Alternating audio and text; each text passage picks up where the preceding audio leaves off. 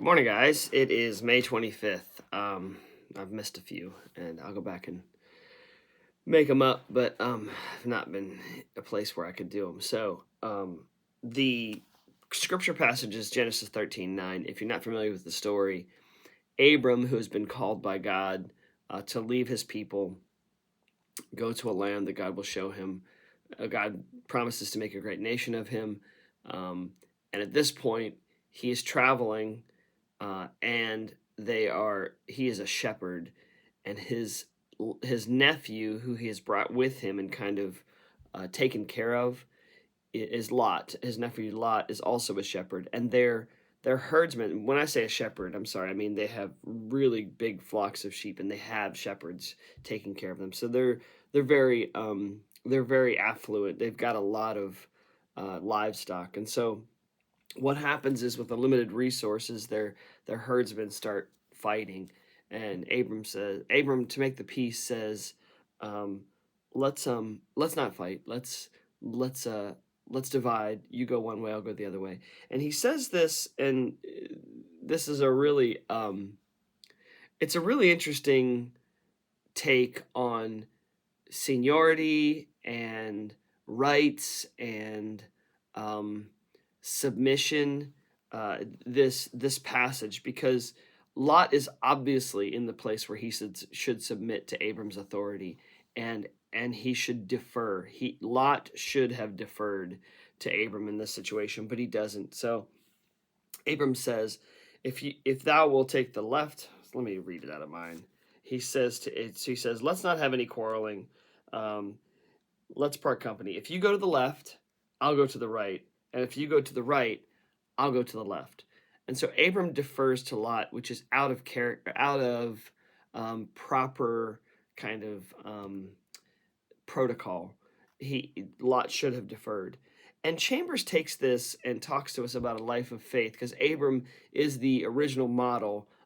He is the father of faith. He's the one who, when God spoke, he listened, and he went and did what God wanted him to do. And so when we look at that, we Chambers is saying that we need to give up our rights. Again, this is a common theme with Chambers, is giving up our right to ourselves and giving it to God.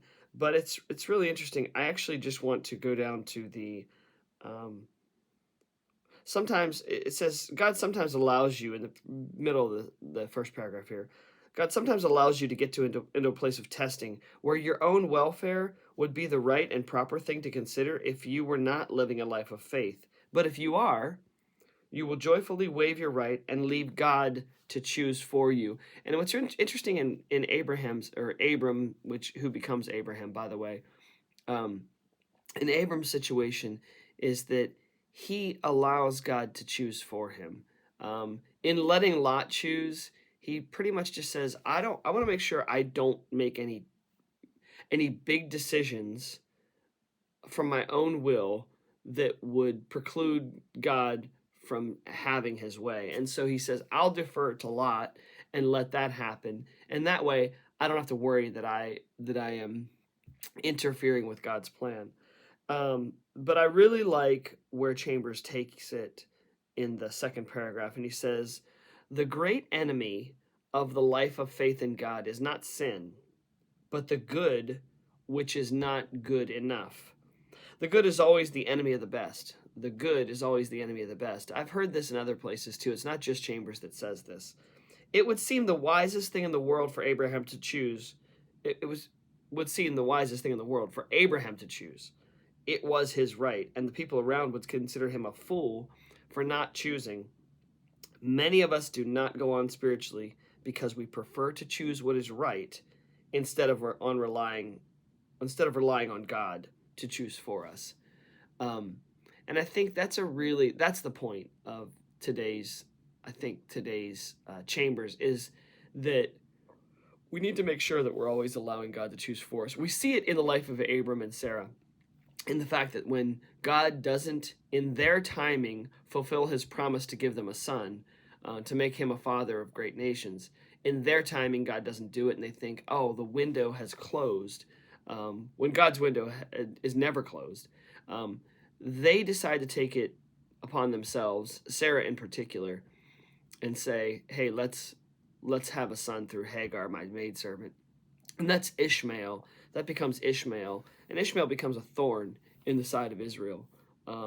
If you don't know the history, their decision to do it themselves and to instead of allowing God becomes a huge, huge thorn in the side of Israel for a very, very long time, because they decided to do it themselves and make their own decisions. So my encouragement would be, maybe sometimes we just take a step back and let God choose for us instead of instead of imposing our own will. So, you guys have a great day.